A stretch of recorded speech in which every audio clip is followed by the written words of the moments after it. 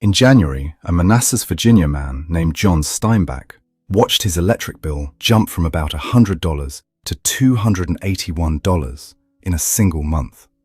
He hadn't changed how he used electricity. A data center had moved in down the road. Politicians have been citing a specific number to explain bills like his. Electricity prices near data centers up 267% in 5 years. Independent fact-checkers rated that claim mostly false.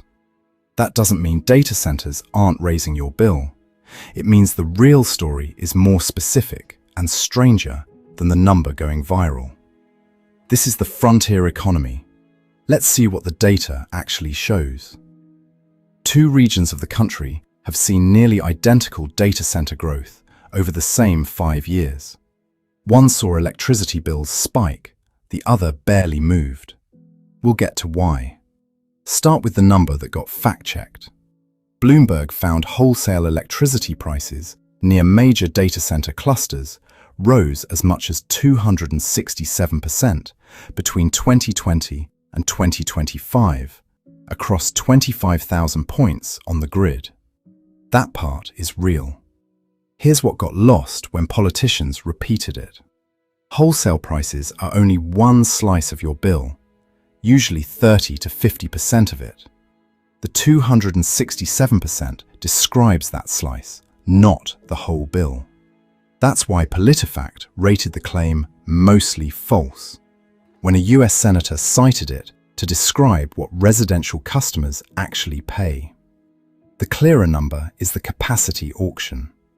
PJM, the grid operator covering 13 eastern states, runs an annual auction that sets what utilities pay for guaranteed future power. In the 2025-26 auction, that price jumped 833%, from under $29 to about $269 per megawatt day. PJM's own independent market monitor attributes 63% of that jump to data centers. Real, but not the number you may have heard elsewhere, and not the whole story. Here's the part that deserves more attention than it gets. Remember the 2 regions from the start? Nearly identical data center growth. One saw bills spike, the other didn't. The one that spiked is PJM. The one that didn't is ERCOT, Texas's grid. Semi-analysis argues the difference isn't the data centers. Both regions have plenty of those. The difference is market design, specifically PJM's capacity auction mechanism, which semi-analysis says can overreact to demand forecasts that don't always pan out. Bain's Megan Rooch doesn't fully dismiss data centers' role, but adds a real caveat. Even in the absence of data center investment, we'd still expect some degree of upward pressure on price growth. She also notes the effect depends on market structure. Constrained markets like PJM see dramatic increases, while others allow costs to be allocated more directly. Meanwhile, the physical footprint is real too. A study from North Carolina State, Carnegie Mellon, and 2 other universities found data center demand could push utility prices up as much as 57% in the hardest hit states by 2030, with a more typical national increase of 6 to 29%. It could also raise CO2 emissions by up to 28%, partly because some regions are turning back to underutilized coal plants to keep up. The Dallas Fed adds a number for right now, not just 2030. Existing data centers have already pushed wholesale prices up 3 to 5% nationwide on average, with much larger effects in the corridors where they're concentrated. If build-out continues at today's pace, wholesale prices could rise as much as 50% as demand doubles.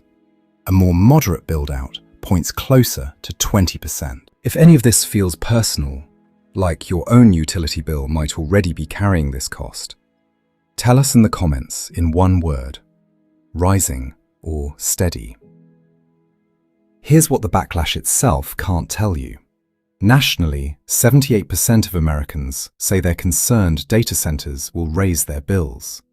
But when Consumer Reports asked people what's actually driving their own rising bills, data centers ranked third, named by only 37%.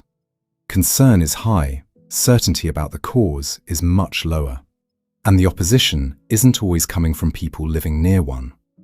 Reporting on the protest movement found only about 8% of vocal opponents actually live close to a data center being built.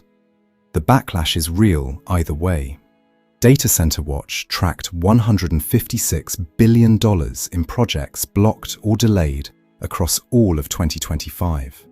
In the first 3 months of 2026 alone, opposition already blocked or delayed another $130 billion, nearly matching a full year's pace in a single quarter. More than 300 state bills have been filed in 2026, including statewide moratorium proposals in 14 states. Maine came within a single vote of the first statewide data center ban in the country. Congress has one answer already moving: the Ratepayer Protection Act, which would require data centers, not residential customers, to pay the full cost of new power lines and generation built to serve them. It passed its first committee vote 52-0. Bipartisan for now. So when your own bill goes up, the honest question isn't just, are data centers to blame? It's whether the market you live in, like PJM, passes those costs onto you directly, or whether, like Texas, it mostly doesn't. That's not something you chose, it's something regulators did, market by market. If you want to know whether your own utility sits in a market more like PJM's, or more like ERCOT's, tell me in the comments. I might dig into specific regions in a future episode. That's the frontier. Subscribe, and the next one lands in your inbox before anyone else's.